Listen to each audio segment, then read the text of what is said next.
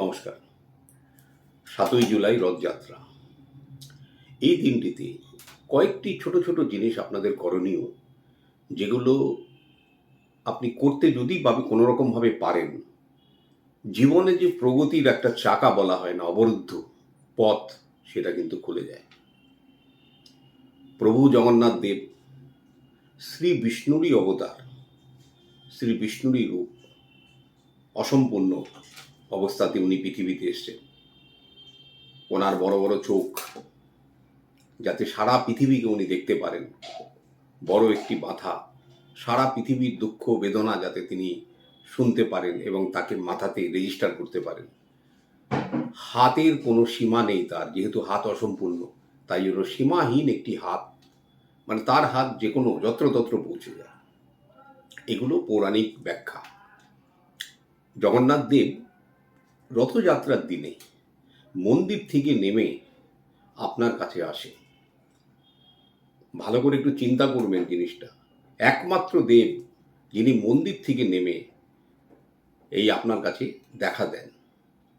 সেই দিনে আপনার যতই কাজ থাকুক, সম্ভব হলে একবার রথটাকে প্রণাম করার চেষ্টা করুন।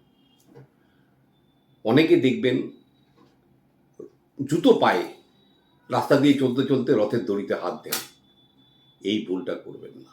যদি দেখেন কোনো একটি রথ আসছে, কোনো একটা সাইডে জুতোগুলোকে সাইড করে রাখবেন, তারপরে নমস্কার করে সেই রথের রশিকে প্রণাম করে হাত দিবেন। যতটুকু পারবেন আপনি তাকে টেনে নিয়ে যাবেন, পেছন দিকে ঠেলবেন না। কি হয় জানেন, রথের দিনে রথের দড়িতে হাত লাগালে মানুষের কিন্তু আর পুনর্জন্ম হয় না। ভগবান কিন্তু আপনাকে এই মানব জন্ম থেকে মুক্তি দিয়ে দেন, যাতে পরের জন্মে আবার কষ্ট ভোগ করার জন্য আসতে না হয়। আর হচ্ছে, যাদের জীবনে দেখবেন সব কিছু প্রগতি আটকে আছে, তাদেরকে আবার নতুন করে সেইগুলোকে সঞ্চার করে। এই রথযাত্রাতে চেষ্টা করবেন অন্তত ২-৩টে ব্রাহ্মণ বা গরিব মানুষকে কিছু সাহায্য করতে। রথের দিনে বৃক্ষরোপণ একটা অত্যন্ত কার্যকরী উপায়। আপনি রাস্তাতে করতে না পারেন, আপনার বাড়ির মধ্যে অন্তত ১টি-২টি যা পারেন চেষ্টা করুন বৃক্ষরোপণ করতে। এবং সেই দিন, এই দিনের বৃক্ষরোপণ এবং সেই গাছটি অত্যন্ত যত্ন সহকারে রক্ষণাবেক্ষণ করবেন। এমন দেখবেন যে গাছটি যাতে আর শুকিয়ে নষ্ট না হয়ে যায়। এই গাছটি কিন্তু যেভাবে বেড়ে উঠবে, আপনার জীবনে প্রগতি কিন্তু ঠিক সেইভাবে বাড়বে। আরও অনেক কিছু বিধি নিষেধ অনেক কিছু আছে শাস্ত্রীয়, সেগুলো দেখুন। মানুষের এই এত কর্মযজ্ঞের মধ্যে বলতে গেলে অনেকেই করতে পারবেন না। রথের দেখবেন দিনে আপনার মনের মধ্যে একটাই জিনিস খাবার প্রবণতা আসবে, পাঁপড়। যেমন এক্স মাসের সময় কেক, রথের সময় পাঁপড়। মানে এই দিনের মাহাত্ম্যটাই হচ্ছে, মানে পাঁপড় আপনাকে খাওয়ার ইচ্ছে অতি অবশ্যই আসবে।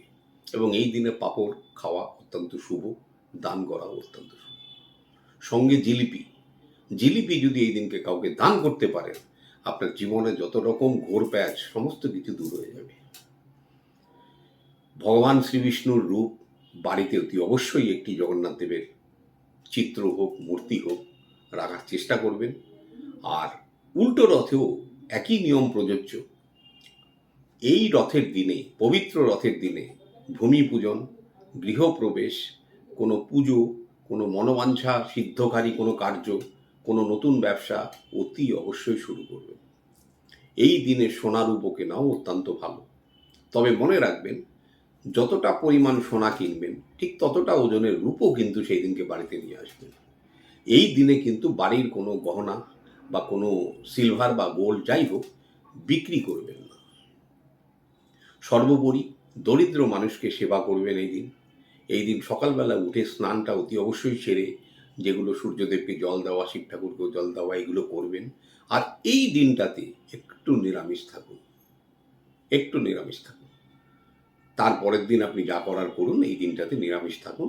নিরামিষ আহার করে প্রভুর রথের রশিতে একটু হাত লাগিয়ে, যদি কোনো বড় রথ দেখতে না পান, দেখবেন অনেক বাচ্চারা বাড়ির থেকে পারিবারিক রথ, একটু চেষ্টা করুন সেই রথের দড়িটাকে একটু হাত দিয়ে একটু টেনে নিয়ে যাওয়া। রথের দড়ি হাত দিয়ে টেনে নিয়ে গেলে আপনার জীবনের যে প্রগতিটা এতদিন ধরে বন্ধ হয়েছিল, সেটা কিন্তু এবার গড়গড়িয়ে চলতে থাকবে। এগুলো সব শাস্ত্রের ব্যাখ্যা এবং এর পিছনে অনেক বৈজ্ঞানিকও কারণ আছে। অতএব এইটুকু জিনিস চেষ্টা করুন, হয়তো কিছু ভালো আপনার জন্য অপেক্ষা করবে। নমস্কার।